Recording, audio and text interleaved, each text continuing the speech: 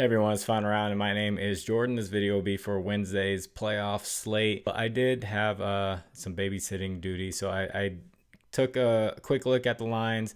Not a quick look for me, not like 3 hours worth, but maybe like 2 hours worth. So I found a few plays that I like. If I find anything else, I will put it in the pinned comment, but we will see. I did find a good bit that I like for Wednesday. So you will see images that come up on the screen right here. That's from a data app called Outlier. There will be a link in the description that'll give you a 7-day free trial for Outlier. So going to talk about my Cavaliers. I was wondering why the first game, why they were just doing a lot of ISO.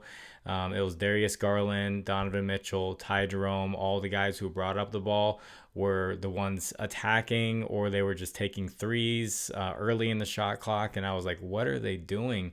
And I didn't really notice it at the time, and even the announcers didn't notice it at the time. But read an article later, and it made complete sense. They were targeting Tyler Hero. I guess they saw on film that Tyler Hero was going under the screen, which means, and they weren't switching, which means the big man was staying with the big man because they were afraid of Evan Mobley or Jared Allen getting a layup or dunk on an alley-oop. So that's why you saw Darius Garland take so many threes off the dribble. Donovan Mitchell did the same thing. Ty Jerome did the same thing. So if the Heat are going to adjust, they're going to have to switch, or Tyler Hero is going to have to fight to that screen. But if they switch and suddenly they're in a pick and roll situation or pick and pop situation where they can find a shooter like DeAndre Hunter, who didn't get many looks because of the way that they were playing, or they could find Evan Mobley or Jared Allen, who Jared Allen did okay, but Evan Mobley was kind of a bummer to people who bet on his over for points. So the Heat may make this adjustment. You may see Evan Mobley have a really good game. You may see DeAndre Hunter have a really good game with shooting threes from the corner. Dean Wade might step in, Sam Merrill, Max Strus, all those guys. The first prop that I like is someone who still did well even with that scheme that the Cavaliers were running, because he just jacks up the ball every time he gets it. And it's Max Strus over 1.5 3-pointers made at -140. So he has gone over in every single game he has played against his former team, the Heat, this season and last season. He has gone over this mark. He took 5 threes in game 1. He knocked down 3 of them. And he plays a lot better at home. I feel like he feeds off the crowd. So I filter to home games, and he's hitting 71% of home games this year. So I really like that for Max Strus to get those 3-point opportunities and knock a few down here in Cleveland. So if you guys could, please like the video, and if you haven't, please subscribe to the channel. If you have a little bit of extra time, could you leave a comment for the algorithm? You could just say anything. You do like the baseball videos, put a W in the comment section for winning, and that helps get this video out there for more people to see. And also, if you want to get away from Prizepicks, you want to try out some other apps that have dynamic payouts, more options, all that good stuff, check out Underdog Fantasy, Sleeper, ParlayPlay, ChalkBoard, or Better. Underdog is matching your first deposit up to $1,000. The rest are doing up to $100. Links are in the description. I'll take you there. Promo code is FINAROUND11. And this next pick is going to be the guy for the Heat. I took him early on in the playing games, and he just has not disappointed. I took him in the very first playing game, and people were like, are you sure? Davion Mitchell, why would he play a lot? Well, why would people want Davion Mitchell to be out there? And I explained it, and now Davion Mitchell has been like a popular play ever since. But it's slowly getting bumped up, but I still like it where it's at 17.5 points plus assist at -112. So he had 18 points on 8 of 12 shooting in game 1, and he had 9 assists on 20 potential assists in game 1. His assists got bumped up to 6.5. I was looking at it yesterday and it was at 5.5. It wasn't too bad, but that's just the way it is. They put these lines out so early, things get bumped up like crazy. If I was going to make like a parlay, I would take 5.5 and put that in a parlay for Davion Mitchell. He's cleared this in every single play-in game, every playoff game. And I also did a filter with Terry Rozier out, the backup point guard.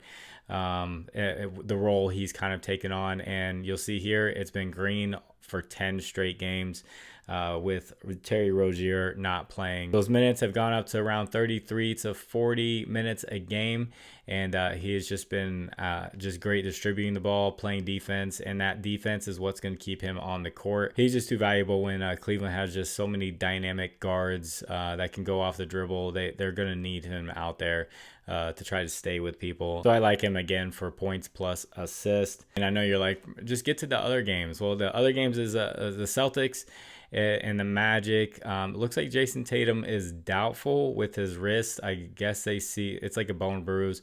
I guess they see this Magic series as something they can handle without Jason Tatum, and they're going to let him heal up for the later rounds. So a lot of guys' lines just like shot up. And then there's the Warriors and the Rockets game. I got really lucky with Fred VanVleet under 14.5 points. It's right back there where it is. And I say I got lucky because he took 19 shots. Someone with 19 shot volume should not score 10 points.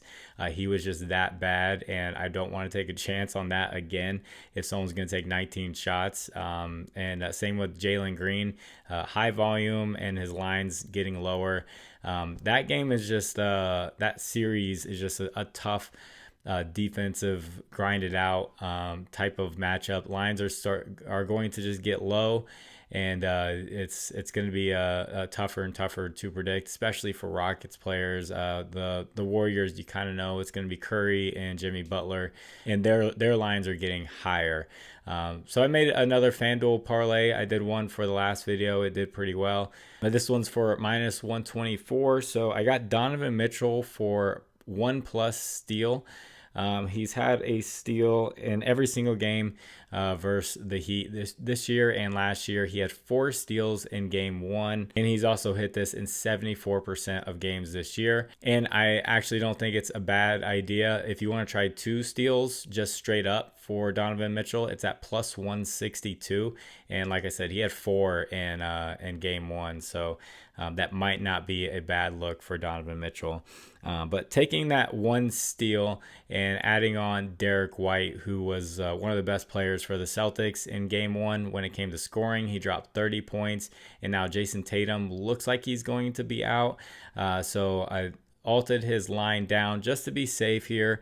To get to a decent payout. So I like him at 13.5 points, and there's a reason why I picked 13.5 points. He's gone over in 71% of games this year, and 100% hit rate with Jason Tatum out. If you go up to 14.5, then it's not 100% hit rate. So I just like that 100% hit rate there, and then combining these two for minus 124, I really like this parlay. So there's 3 different plays for you guys, and if you would like to discuss lines further, I have a Discord. Link is in the description. You can hop on in there. Conversation will be going on about basketball, baseball, all that good stuff, and that is free. That is not a premium or anything like that. And then as far as a recap goes, playoff Nimhard, who I had some longtime viewers who, you know, they kindly said that that play was not for them, and that's fine. If I put a player up here and you're like, nah, I can't bet on that guy, and that's fine. But he cashed, and he is playoff Nimhard. So there's that. And then I did do a parlay with Giannis, a Giannis parlay, 30 points, 10 rebounds. Got the rebounds pretty easily. Got the points later in the fourth quarter. Probably could have just taken those 2 props just straight up, and you know, you would have got the same payout or a better payout, just single betting both of those. But the whole point was to make it just a little bit safer, just in case. That hit, and then I had Isaiah Hartenstein for assist at 3. He ended up getting 3 assists, so that one hit as well. I know people are gonna say, "Well, you put his points in the video." I put his points in the video because I know there's always people who comment, "Oh, why didn't you look at this?" So I like, okay, take a look at his points. I know his points. He's done very well with points, but I like his assists because I feel like he can hit assists much quicker than he would with his points. So knock those 3 out, and hopefully these 3 do well for Wednesday. So I'm gonna get this edited and get it out to you. God bless you all. It's the final round. My name is Jordan. I will catch you on the next one. Bye.